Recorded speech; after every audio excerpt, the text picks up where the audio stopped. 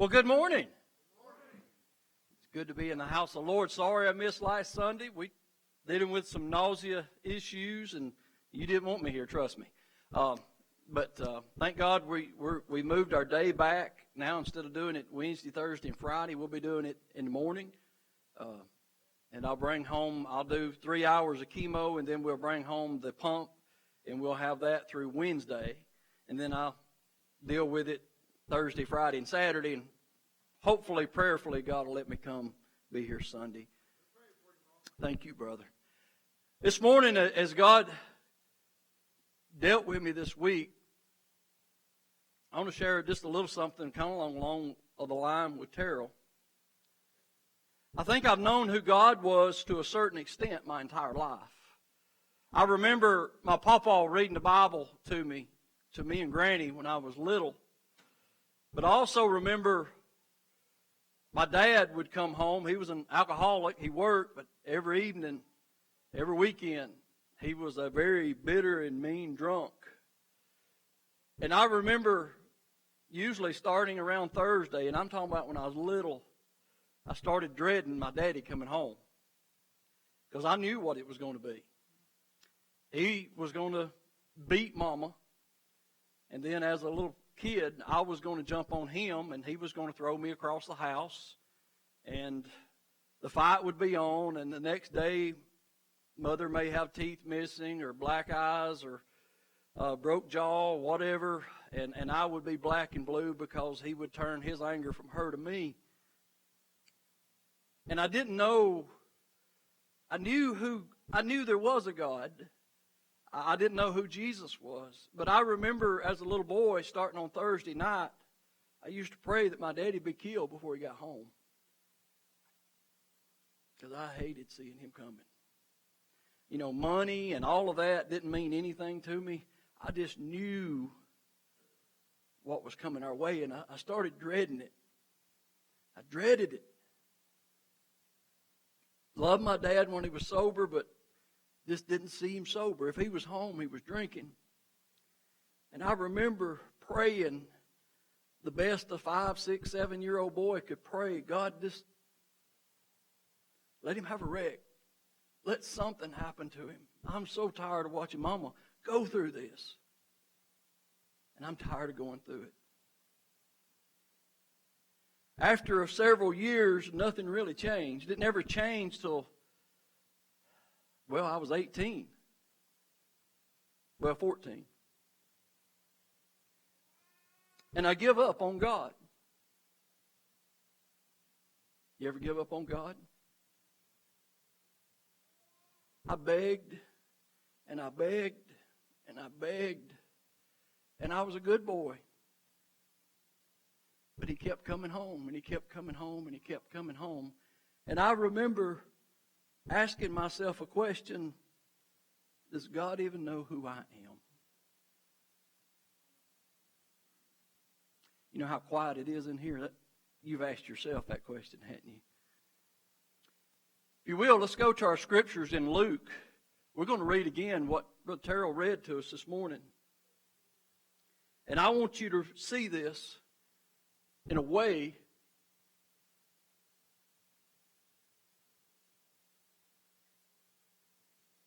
that I sometimes read it. Zechariah, there you go. I want you to notice while we read this wasn't a happenstance. It wasn't somebody that God picked out of the blue. It wasn't just on any day of any occasion. Look at it. It says, there was in the days of Herod, the king of Judea. So we know that Herod was a king. A certain priest named Zacharias, we know what his name was, of the division of Abijah. So we know who his father was. We know who he was. We know who the king was at that time. So we can narrow this down to some pretty precise days. And he had a wife. So not only was all of this, but he also had a wife who was of the daughters of Aaron. So we know who his wife's lineage is, and her name was Elizabeth. So in order to find the same two people that wasn't those, Zacharias and Elizabeth, it narrowed it down to a point that it had to be these two people. It wasn't just a time and a place randomly in time. It was these two people, because they only had so many daughters, and Zacharias in that time, that was these two people. And don't you look at what it says? It says they were both righteous before God, walking in all the commandments, not most, not some, walking in all the commandments and the ordinances of the Lord. They were blameless. Blameless. But they had no child, because Elizabeth was barren and they were both well advanced in years. Let me read this the way I sometimes read it. Harold, Mark, the son of a drunk, of a long line of drunks, expected to be a drunk. My wife of the Windsor family, whose daddy was a preacher. I was not blameless in all of my ways. I was a sinner in all of my ways. And even after I got saved and accepted Christ in my life, I was far from blameless. But I want you to notice that Zacharias and his wife, even though they were blameless and even though they walked with God every step of the way, they were miserable failures. The reason it mentioned his lineage and the reason it mentioned her lineage, because in the day, if you didn't bear a son, then you were an object failure. For a woman not to bear a son to continue the name, they were miserable, horrible people. They were looked down by all of society because they were stricken of God, because God didn't give them their heart's desires. I wonder how many times Zacharias walked into the temple to do the work of the priest, in the back of his head, in the back of his mind, thinking, if God knew who I was. Reckon how many times Zacharias prayed for a son. Reckon how many times he went down to an altar and bitterly wept before God and said, God, I'm an embarrassment. I do everything I can to live for you, but yet I've asked you for this and I still don't have a son. God, give me a son. And we watch Zacharias get into his 30s, into his 40s, into his 50s. You know, and I wonder at what point that Zacharias just stopped praying. Maybe he just showed up at the temple, lit the incense, done his thing, and went home. You ever showed up at church, sat and listened to the music, paid your tithes, listened to a fat boy preach, and just went home? I have. Thinking God don't even know who I am. What about Elizabeth? The Bible says that they walked with God. She walked with God. Didn't say she was a sinner. Said she was blameless.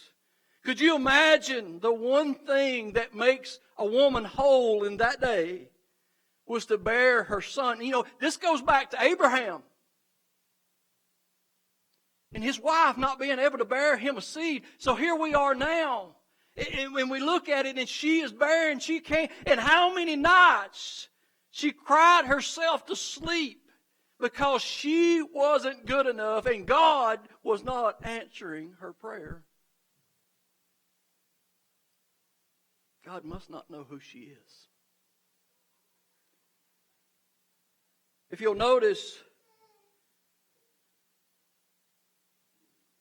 the angel of the Lord appeared unto him, and told him, said, you're going to bear a son. Let's go on to Mary. Now I want you to look at the timeline.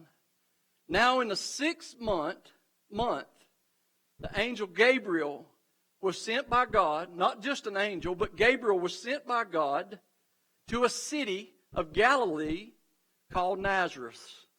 That pinpoints it pretty quick, don't it?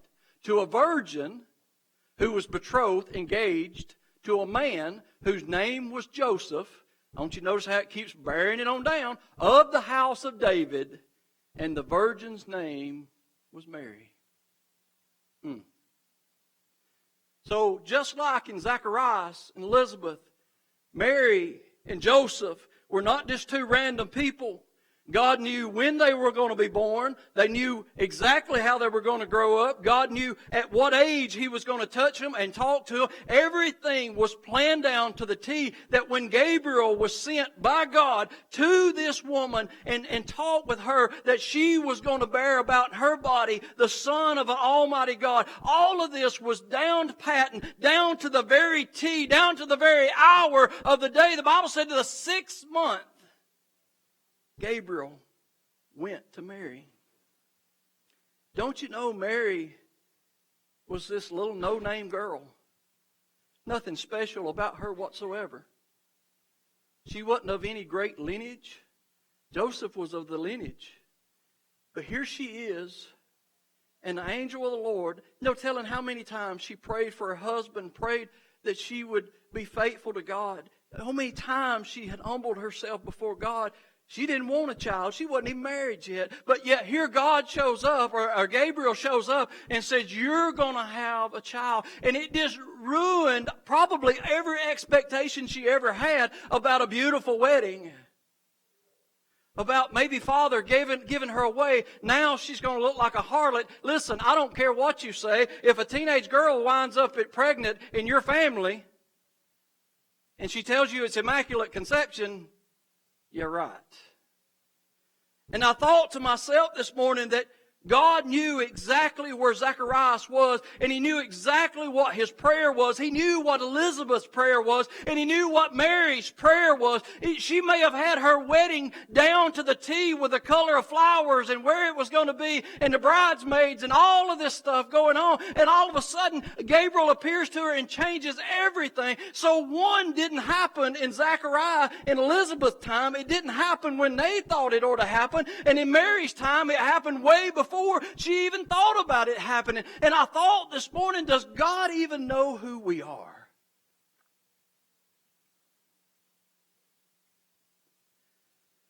The biggest response, boy, I'm driving the light people crazy, ain't I?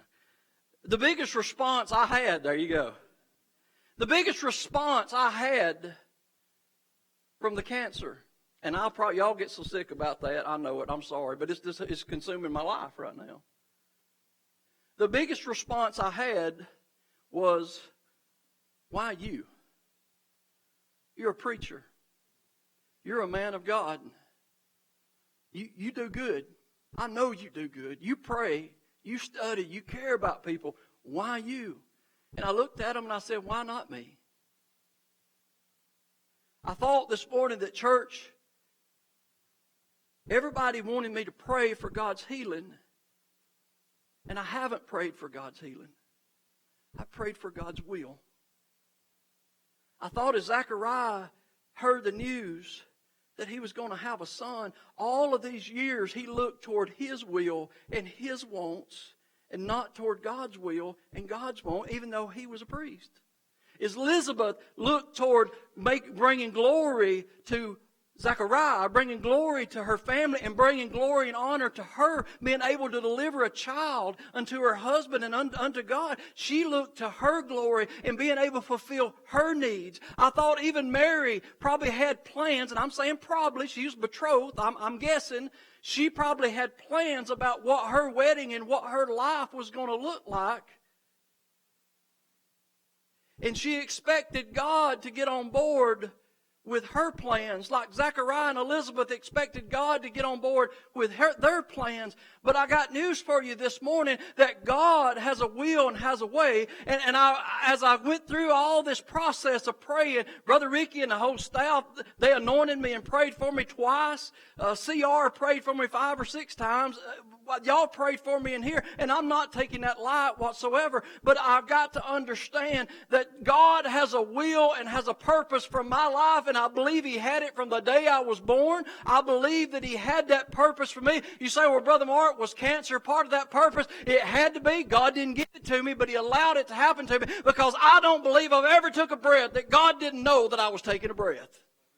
I believe that. I believe that God knew I wasn't going to be here last Sunday. I believe He knew I was going to be here this Sunday, even though I was nearly as sick this morning as I was last Sunday. But God said, you're going, and so here I am. And I thought this morning that no matter what situation I've been in my life, because I've been in rock bottom, I've been through hell, I've been there, I can tell you what it looks like on this earth. But I thought this morning there wasn't one place that I've ever been that God didn't know where I was.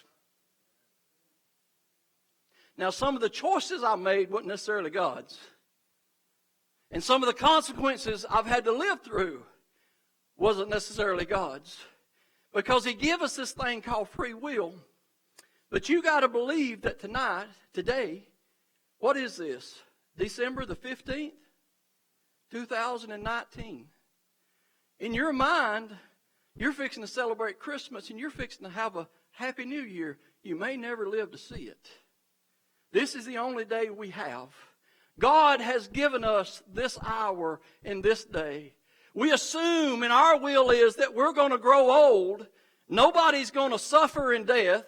Everybody wants to sign up for that. I'm going to go in my sleep. If y'all find that sheet of paper, let me know. I want to sign up for that one. 89 years old or 95 years old, well, able-bodied, running marathons up to the day before he died, and he died in his sleep with a smile on his face. When y'all find that sign-up sheet, call me. Nobody's wanting to die miserable. Nobody wants to have cancer. Nobody wants to have their kids with leukemia or have Lou Gehrig's disease or any of these sufferings and pain and all that. Nobody wants that. But I got news for you. If you'll go and look in your Bible, it was through suffering that God was glorified more than anything else. It was when Paul and Silas were in prison. And the Bible said they were beat 40 times save one. That means they were beat 39 times. And you know why they wouldn't beat 40 times? Because in the biblical days, 40 times would kill you. So they just beat them 39 times. And the Bible said that in Acts that Paul and Silas, one began to sing and the other began to pray. And I want you to know they rejoiced in God, and all the prison was able to hear them rejoice in what they was going through. And they looked at them. And the blood was still pouring off their back. I want you to know that the blood and the wounds were still gaping, and the blood was dripping off their side, but they still rejoiced in God no matter what, because God knew exactly where they were. He knew where they were. And I thought this morning, let me ask you a question. Well, let me tell you this. Our firstborn, Brooke, I remember praying. We found out that we were pregnant, or mainly she was, but, and I started praying for a boy. Well, I wanted a boy. And I prayed, and I prayed, and I prayed, and the more I prayed, the softer my heart got, and I said, Lord, if you want me to have a girl, I'll be glad to take a girl, as long as she's healthy. Y'all ever said that? As long as they're healthy, I'll take either one you want to. And my God just kept massaging my heart. And I'll never forget the day when I prayed a prayer I didn't think I was going to be able to pray. I said, God, I don't care if it's a boy or a girl. And I don't care if it's healthy, as long as you're glorified in it. You know how hard that is to pray? Because you see, I would rather have a son or a daughter with epilepsy or whatever you want to name it, and it's suffering life, but 1,000 people be saved through its life, than I had to have one that's healthy as all get-outs, and them live a life for the devil and die and go to hell, and nobody be able to see God through their life. I thought this morning that church, I often wondered through all the suffering I did as a kid, I often wondered why God didn't answer my prayer. But if God would have answered my prayer, I wouldn't be the man that I am today. I wouldn't be the father that I am today. I wouldn't be the husband that I am today. I wouldn't be the Christian that I am today. And I sure wouldn't be the preacher that I am today, because God used my suffering to glorify His name. And if He wants to use me through the cancer, if He wants to use me through whatever He wants me to use me through, because I realize something, and this is something you got to grasp this morning, and I pray that you grasp it. I can't create God in my image.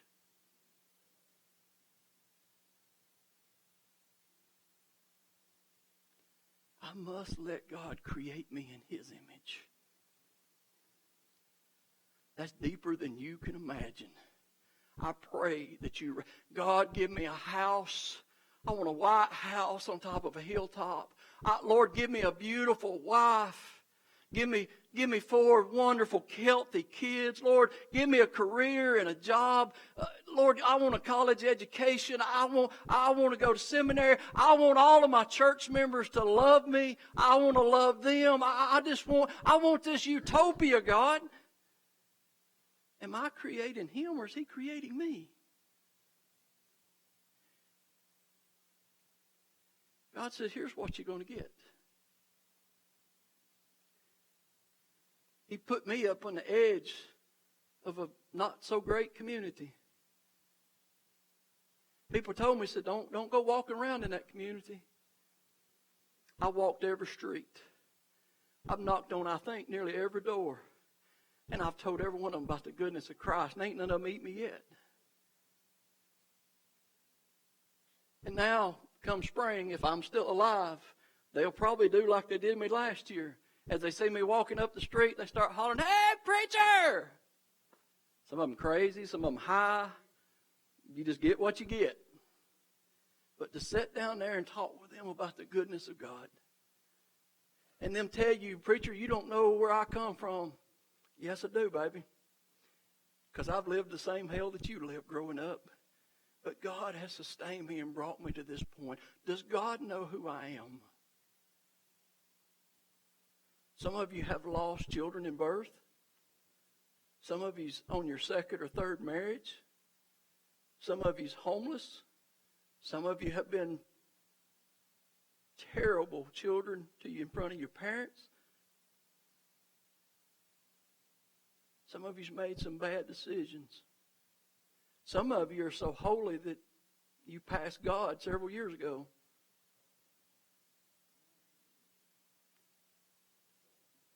But know this, it don't matter where you're at. It don't matter where you've been. The question is this: am I going to let my circumstances define who I am? Or am I going to let my Creator tell me who I am? Guys, I'm not a cancer survivor. I'm not. I'm not a son of an alcoholic. I'm not somebody that was abused sexually by both sexes. And worst of all, I'm not the husband of a red-headed woman. I'm a child of the King. And that's all that matters. That when the last breath goes out of this body, however He chooses to bring it out, God knows who I am. He knows me. He knows me when I'm on top of the mountain, and He knows me when I'm in the darkest valley. You can let that divorce and you can let that other stuff, all that other junk, define who you are, and you will remain stranded and drowning in all of that mess. Probably where Zachariah and Elizabeth was, even though they were righteous people before God. Don't you know every time she walked out the door, she felt like everybody was staring at her because she was barren. But she knew who she was. Guys, I ain't holy. Ain't nothing holy about me. I'm a sinner saved by grace. But don't get this wrong. My Father knows who I am. And every once in a while I do stuff that makes him proud of me. Because I'm willing to do whatever will bring glory and honor to him. Jesus said, not my will, but thy will be done. Let me ask you a question. Come on, group guys, gals. Let me ask you a question. Does God know who you are?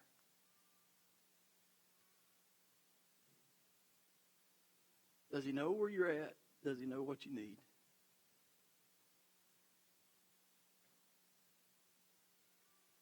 I tell you he does, but you may not know it. Stand with us this morning.